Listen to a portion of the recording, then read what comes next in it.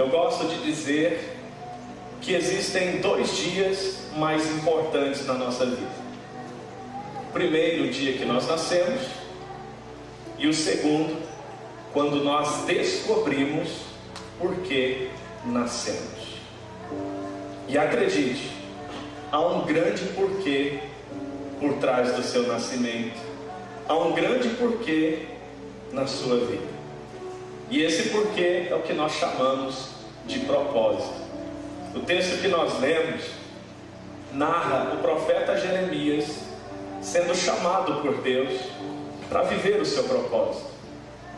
E é interessante que Deus, ao falar com ele, ele diz: Jeremias, antes de formá-lo no ventre, eu o escolhi. Jeremias, antes de você nascer, eu o designei profeta às nações. Ou seja, antes dele ser concebido, o próprio Deus já tinha planos com a vida de Jeremias. E me alegra o coração, porque o Deus que falou com Jeremias é o Deus que eu e você acabamos de cantar, adorar e falar com Ele. E eu acredito que assim como Deus conhecia Jeremias antes mesmo de ser formado, esse mesmo Deus que o designou profeta antes mesmo dele nascer, eu também creio que é o Deus que pensou e sonhou com a sua vida mesmo antes de você nascer. Talvez o seu papai e a sua mamãe planejaram o seu nascimento. Talvez o seu papai e a sua mamãe não planejaram o seu nascimento. Mas independente se foi planejado ou não, acima do papai e da mamãe, o Deus Criador dos céus e da terra planejou o seu nascimento. E não só planejou o seu nascimento, como também trouxe um desígnio, um propósito para a sua história, para a sua vida, para o porquê você viria a existir e viver. E é interessante que quando Deus fala com Jeremias, logo o que grita dentro dele são as suas dores e limitações. Ele diz: ah, soberano Senhor, quem sou eu? Eu nem sei falar, não passo de um jovem. Em outras traduções diz: não passo de uma criança. Não irão me ouvir. E é interessante que este mesmo Jeremias, que quando ouve que há um propósito para a vida dele e ele se desespera, no capítulo 29, verso 11, ele está muito convicto, falando com toda a nação de Israel: escutem, pois o Senhor diz, é Ele e somente Ele que sabe os planos que tem a respeito de vós, planos de fazê-los prosperar, de ter um futuro, de ter esperança. O Senhor tem planos para a vida de cada um de vocês. É Ele que sabe. Então aquele que um dia esteve ali bem limitado, agora revestido de autoridade, está transbordando daquilo que um dia ele recebeu do Senhor. E por que eu estou dizendo isso? Porque cada um de nós temos a vida dirigida por alguma coisa. Repita isso: a minha vida sempre é dirigida. E a pergunta que você tem que se fazer é: o que está dirigindo a sua vida hoje? Por exemplo, quando Deus fala com Jeremias, o que estava dirigindo a vida dele eram seus medos e suas limitações. Não passo de uma criança, não sei falar, ouvir. Os seus medos e as suas limitações até então é o que estava determinando se ele ia para a direita, se ele ia para a direita ou para a esquerda, se ele ia para frente ou para trás. E hoje há pessoas que têm uma vida dirigida pela culpa, há pessoas que têm uma vida dirigida pelo medo, há pessoas que têm a vida dirigida pela raiva, há pessoas que têm a vida dirigida pelo rancor, pela mágoa, pelo ressentimento. Há pessoas que têm a vida dirigida pela necessidade de autoafirmação, necessidade de aceitação, necessidade de aprovação. Mas há pessoas que têm a vida dirigida pelo propósito, que é a razão para a qual nasceram. Repita aí: o meu Deus tem um propósito com a minha vida. E uma vida dirigida pelo propósito é a coisa mais linda e bela que você pode ter. Porque alguém que tem a vida dirigida pelo propósito traz sentido para a vida. Se a sua vida é dirigida pelo propósito, você simplifica a vida. Se é o propósito que dirige a sua vida, você traz estímulo, você traz ânimo, você traz força. Você vive e encara os desafios de outra forma.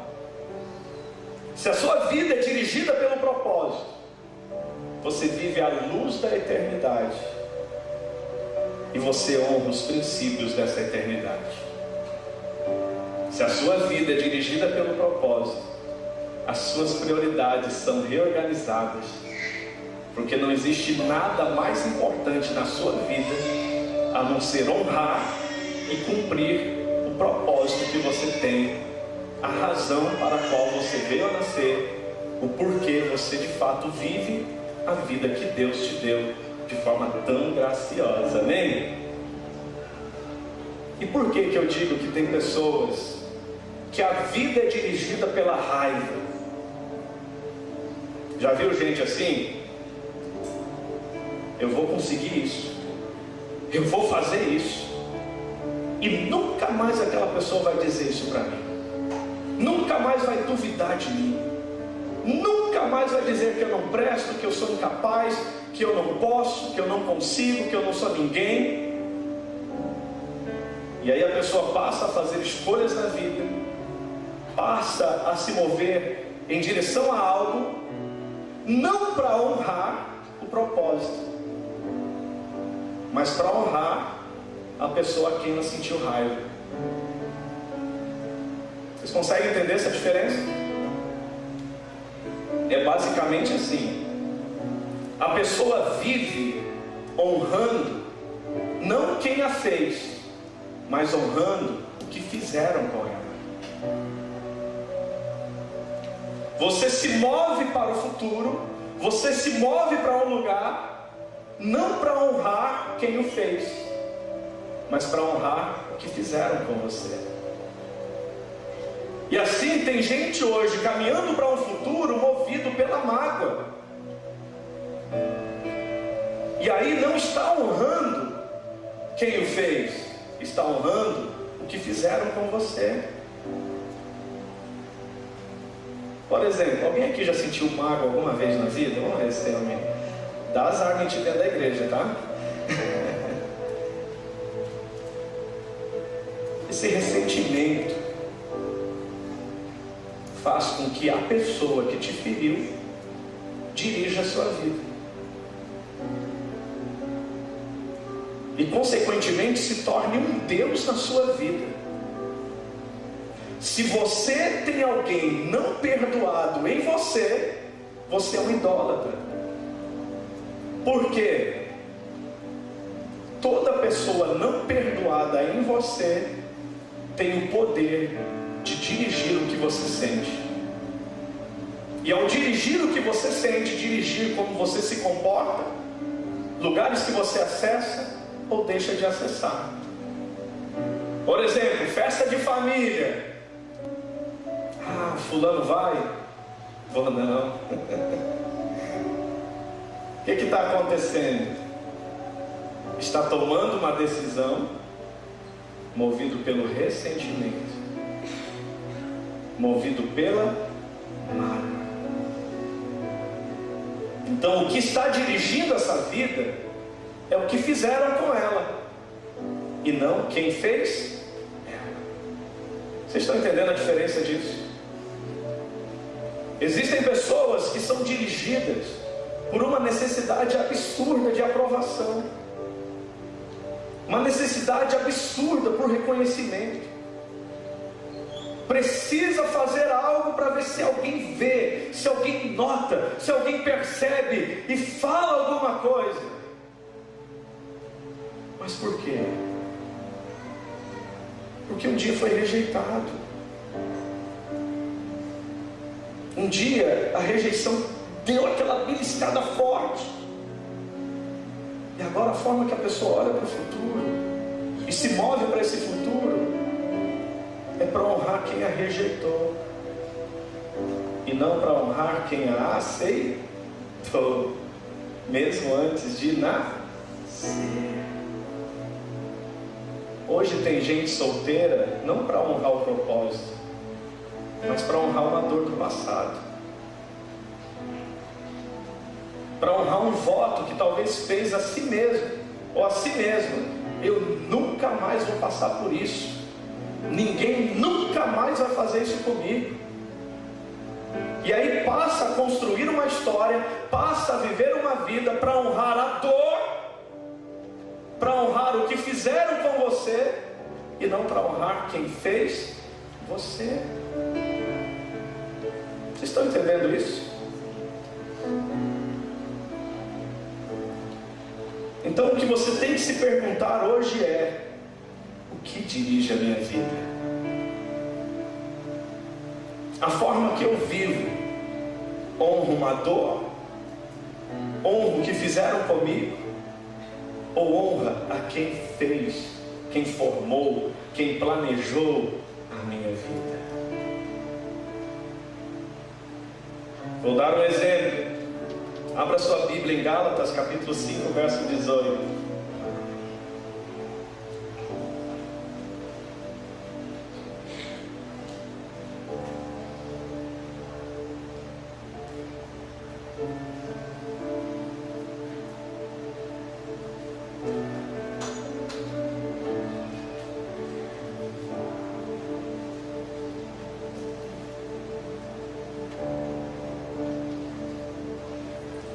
Quem encontrou, diga amém.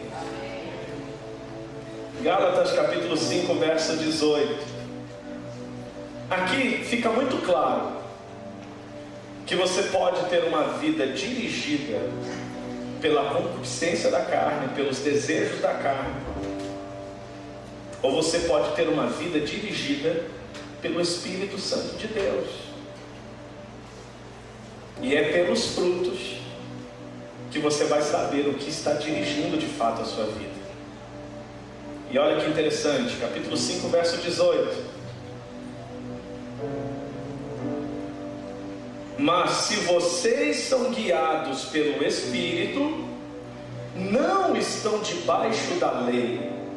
Ora, as obras da carne são manifestas: imoralidade sexual, impureza, libertinagem, idolatria, feitiçaria, ódio, discórdia, ciúmes, ira, egoísmo, dissensões, facções e inveja, embriaguez, orgias e coisas semelhantes.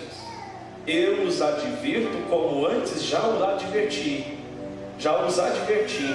Aqueles que praticam essas coisas não herdarão o reino de Deus.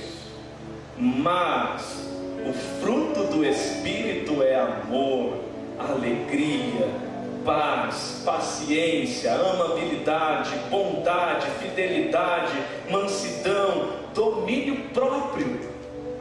Contra essas coisas não há lei. E os que pertencem a Cristo Jesus crucificaram a carne com as suas paixões e os seus desejos. Se vivemos pelo Espírito, andemos também pelo Espírito. Qual desses frutos é mais forte em você? Se você vê o fruto do Espírito, é um indicador que você está tendo uma vida dirigida pelo propósito. Vou dar um exemplo.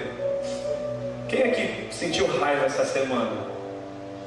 Confessa, vai lá. Talvez você só não dá o nome de raiva, né? Mas sentiu. Vou dar um exemplo. Hoje pela manhã, fui procurar o meu óculos e cadê o meu óculos? E não achava, né? Aí eu me lembrei que há uns 20 dias atrás a minha cachorrinha tinha comido o meu outro óculos. E eu pensei, não pode ser que o raio caiu no mesmo lugar 2 vezes. Tive até medo de procurar onde eu imaginava, mas tive que ir. Chego lá, está o meu óculos. Estou até com ele aqui sem as partezinhas que ela comeu. Está improvisado aqui hoje. O que eu senti nessa hora? Raiva. E na raiva você pensa o quê? Nossa, se eu puxo o pescocinho assim resolve, né? Mas um dos frutos do Espírito é mansidão, domínio próprio. Você respira.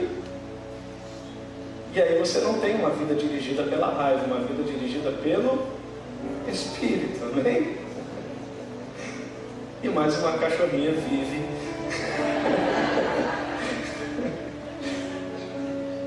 Mas eu estou querendo colocar ela à disposição, né, amor? Quem quiser ver uma Lulu da Pomerânia branquinha, bonitinha. Semana passada ela comeu meu aparelho, entendeu? Eu não sei como, acho que ela voa.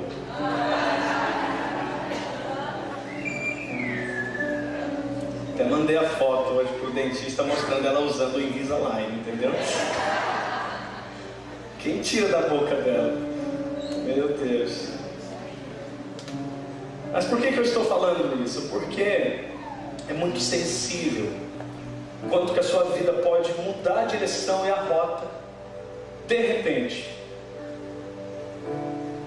E se você é alguém que tem a tendência a caminhar mais pela ótica negativa das coisas,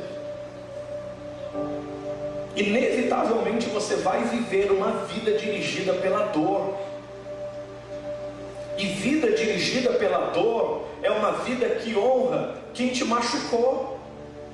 Vida dirigida pela dor é uma vida que honra quem fraturou a sua vida, quem machucou a sua vida, quem desonrou a sua vida. E aí não importa se foi papai, se foi mamãe, se foi algum parente, se foi algum amigo, mas o que eu quero que você hoje traga luz sobre a sua vida é que Deus está falando com você. Antes mesmo de você nascer, antes mesmo de você ser formado, eu escolhi você, eu aceitei você, eu designei você, eu planejei você, eu pensei em você e tenho um propósito com você. E hoje Ele te convida a descobrir esse propósito e olhar para o futuro e estar disposto a construir uma história linda para honrar não o que fizeram com você, mas para honrar quem fez você. Fala para mim que você está entendendo isso em nome de Jesus. Fala aí um amém se você está entendendo. Então, quando o assunto é propósito, primeiro, propósito não é a sua escolha, é a sua descoberta. Repita aí: o meu Deus decide e eu descubro. Deus decidiu antes sobre a vida de Jeremias, mas no decorrer da sua história, relacionando-se com Deus, ficou claro porque Deus o fez. ficou claro as habilidades que Deus o deu, ficou claro a autoridade que Deus o deu e o porquê dessa autoridade e dessas habilidades.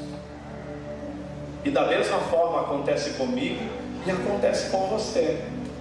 O Criador define, a criatura descobre e começa a alinhar a sua vida à boa, agradável e perfeita vontade de Deus. E uma vez que isto fica claro para mim, você precisa entender que em Deus você encontra o seu propósito e a verdade sobre você. E uma vez que isto acontece, o segundo passo é eliminar as mentiras que foram plantadas em você. Repita isso: eu tenho que eliminar as mentiras que contaram sobre mim e eu acreditei. Quem sabe você escutou muita coisa lá na sua infância, muita coisa na sua adolescência, muita coisa na sua história de vida que não é a verdade sobre você. Mas como foi papai e mamãe que falou, como foi alguém que tinha figura de autoridade que falou, você pegou.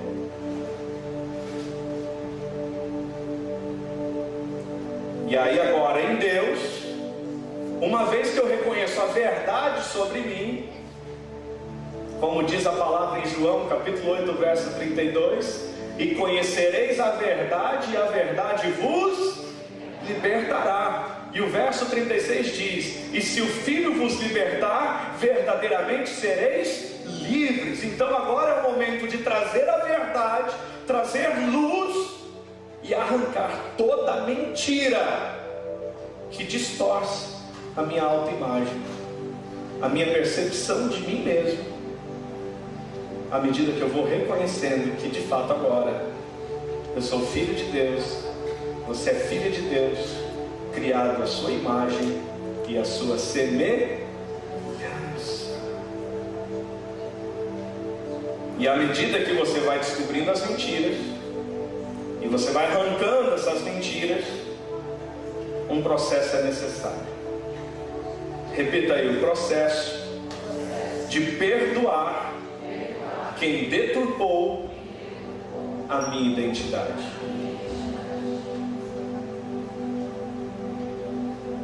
Se existe hoje uma forma errada de olhar para si mesmo, alguém participou disso, alguém ajudou a construir isso.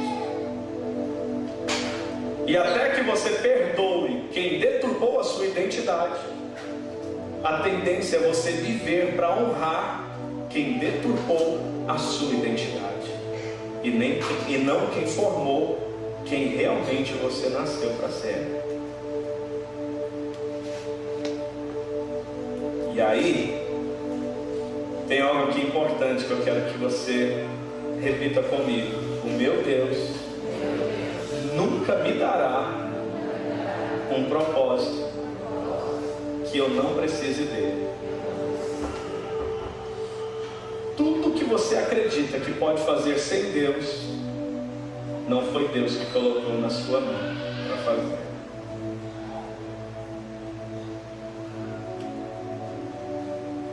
Atos capítulo 17, o verso 28 diz assim: pois nele vivemos, nos movemos e existimos. Então, uma vez que você entendeu que é em Deus que você descobre o seu propósito, uma vez que você entendeu que essa verdade traz luz sobre a sua vida para eliminar as mentiras, você precisa agora produzir um alinhamento na direção da sua vida. E nesse alinhamento, a primeira coisa que você tem que olhar é: o que eu estou assumindo que eu posso fazer sem Deus? Acredite, Deus não vai te dar algo que você possa fazer sem Ele. Se você pode fazer sem Ele, quão pequeno, quão insignificante é o que você tem feito com a sua vida. Quão medíocre é o que você está fazendo com a sua vida. Mas acredite, se chega algo nas suas mãos para fazer e você diz: meu Deus,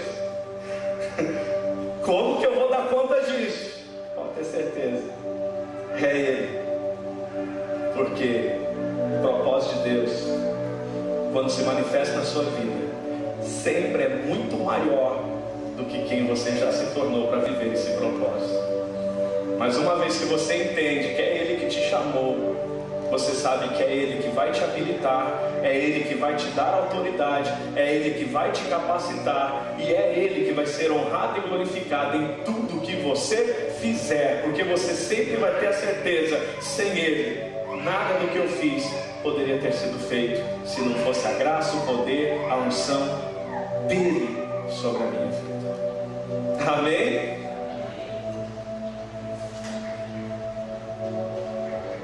Continuando, repita isso: Deus nunca irá sustentar algo que Ele não originou. Você já viu algo falir? Já viu algo dar errado? Já viu algo começar e não terminar? Projetos dessa natureza, é bom checar se foram originados em Deus. Deus não sustenta aquilo que não foi Ele que originou. Se o que você está construindo foi originado por qualquer outra coisa que não foi Deus, não é Ele que vai sustentar você nesse projeto. Mas se é Ele que originou, acredite, provisão nunca irá faltar sobre esse projeto. Provisão nunca irá faltar sobre aquilo que você está fazendo, que é para honrar o propósito que Ele tem na sua vida.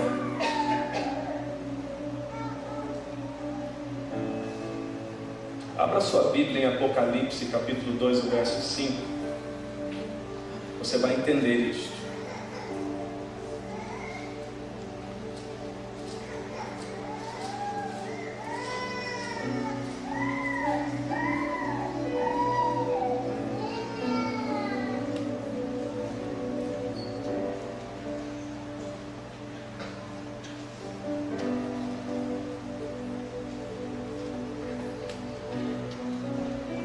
Capítulo 2, o verso 5 diz assim: lembre-se de onde caiu, arrependa-se e pratique as obras que praticava no princípio. Por que Jesus está falando isso com a igreja de Éfeso? Olha o verso 4 agora. Contra você, porém, tenho isto: você abandonou o seu primeiro amor.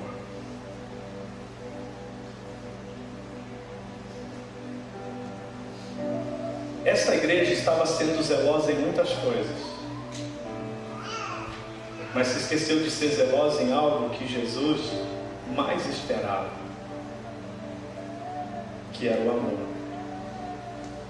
O amor que deveriam aplicar em tudo que estavam fazendo em nome dele, para ele e para a glória dele. Quando você se desvia do propósito,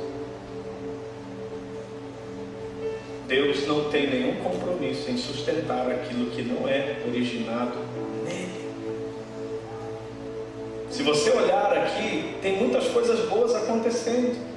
São trabalhadores, são cuidadosos com a palavra, não toleram homens maus.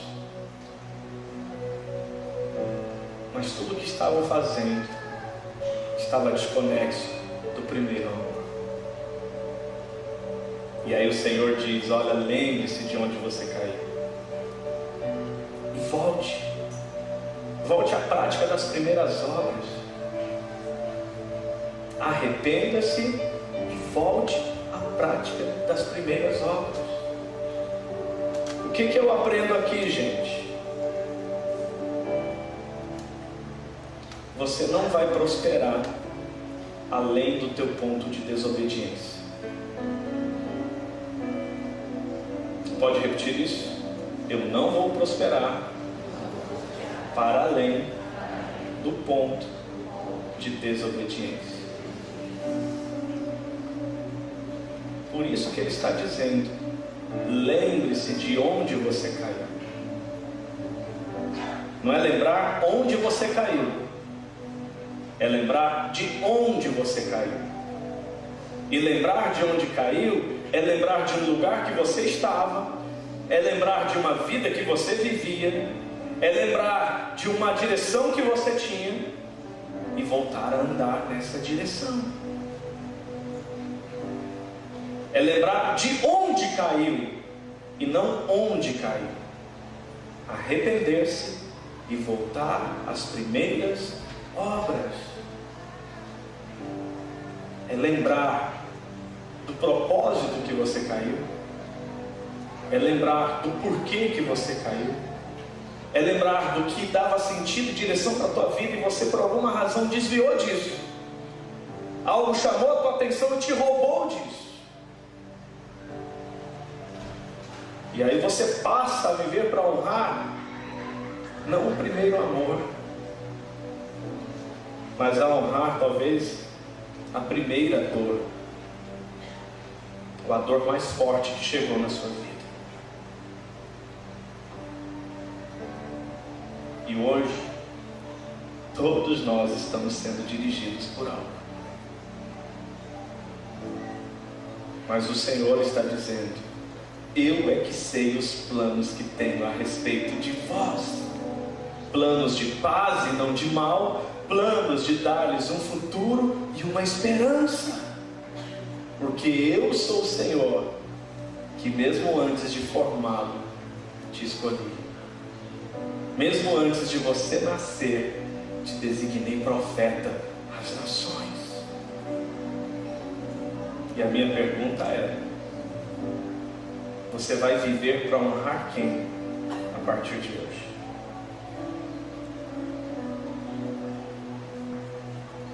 Conversando com um amigo há um tempo atrás, ele estava num ponto de decisão sobre algo que ele tinha que fazer para Deus. E ele disse bem assim: eu só não vou fazer agora isto, cumprir esse princípio agora, porque eu sei que vai magoar a minha mãe se eu fizer isso. E sabe o que foi interessante? O próprio Deus falou com ele naquele momento: a sua mãe precisa morrer para você me obedecer. Forte isso, não é? E naquele exato momento essa pessoa decidiu honrar o propósito de quem o fez muito mais do que qualquer outra coisa. E sabe o que foi especial? Agora, vendo a história, depois que tudo se passou, a mãe que ele achava que iria magoar, hoje vive o mesmo propósito que ele.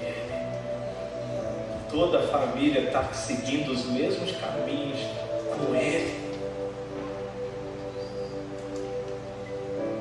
E talvez hoje, algo que Deus quer fazer na sua casa, na sua família, ele só precisa de um Jeremias.